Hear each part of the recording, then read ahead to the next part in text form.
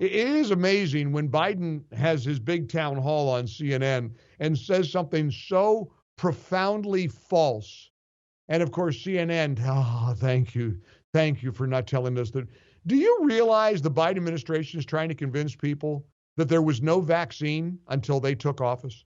Here's Biden last night. There was apparently a big CNN town hall in Wisconsin.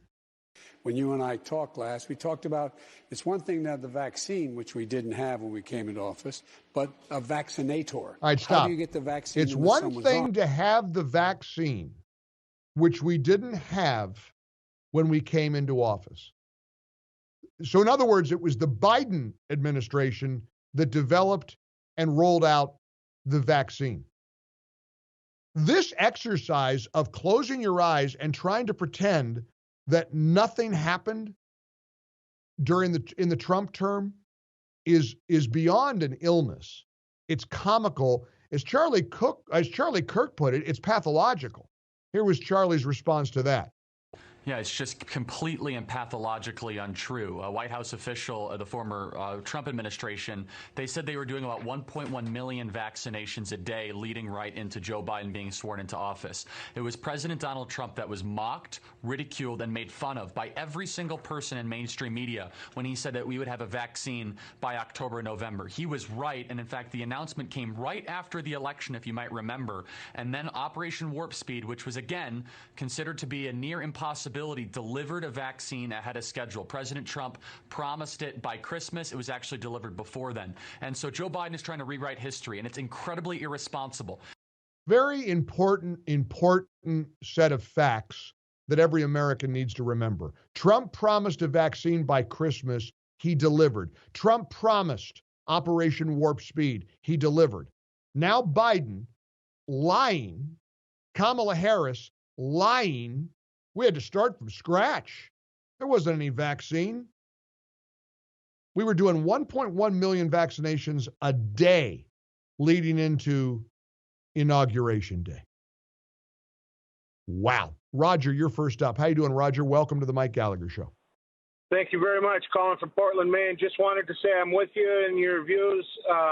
I'm so concerned about the direction of America right now. China's goal is to take us over. And without a shot, now they're going after our guns. I believe they're going to poison us with not only the virus, but I think the vaccine is going to kill us at some point. Well, I mean, there's a lot of things you can let yourself go down a path of like go down a rabbit hole, but you don't let yourself be oblivious to the pushback that this administration is getting.